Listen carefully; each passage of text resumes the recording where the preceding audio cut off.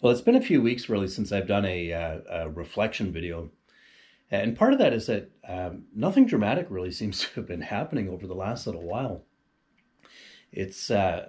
Life seems to be slowing down a little bit. Now, it may be this is what's meant.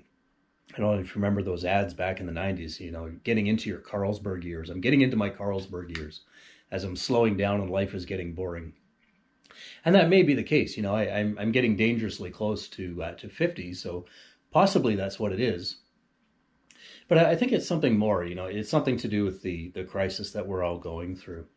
Uh, Many of us, I think, are slowing down, withdrawing. Life is becoming, well, very tame. The other day, I went out and threw a few axes. Turns out I can still do that. But really, there's not that much excitement going on. I guess the highlight of the last week or two was a couple of days ago. I put in a humidifier, so one of the ones that mounts on the furnace. And with that, I mean, there's so much potential for disaster, right? Because cutting into the ductwork, there's all sheet metal and sharp edges, and tapping into the plumbing system and doing all the wiring.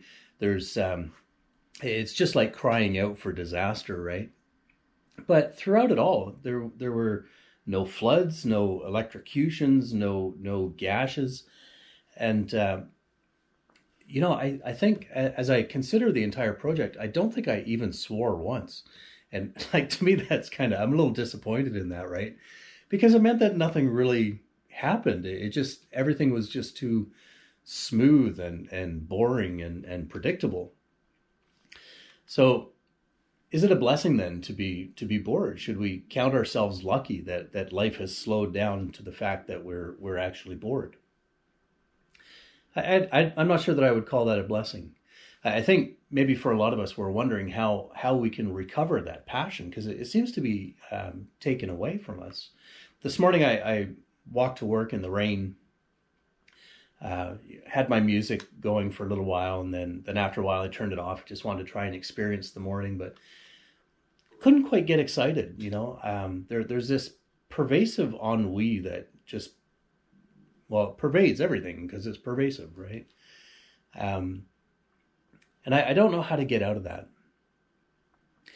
A little while ago, Suzanne Earls down at Peaceful Arts, she hosted a COVID-themed art auction.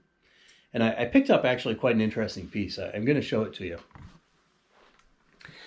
Now, this is done by Jim Jackson, not our Jim Jackson in the choir, but a local Jim Jackson who's a painter and an artist. And it's this lovely raccoon who's hiding out in his hole, got his mask on. And he's looking pensive, worried, concerned. I'm not sure exactly how to describe it.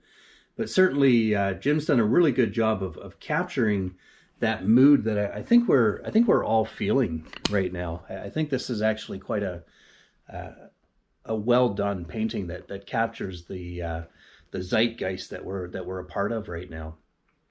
So this raccoon, he's waiting, he's hiding, but what's he waiting for? Are we waiting for life to be safe before we decide to get back out there in the world and start doing our thing again? Is life even meant to be safe? And I certainly have my doubts about that because ultimately we all die. So life is not safe in the end. There's always been wars and famines and pestilence. And a lot of times we think of these things as the end times, right? But guess what, folks? We are in the end times.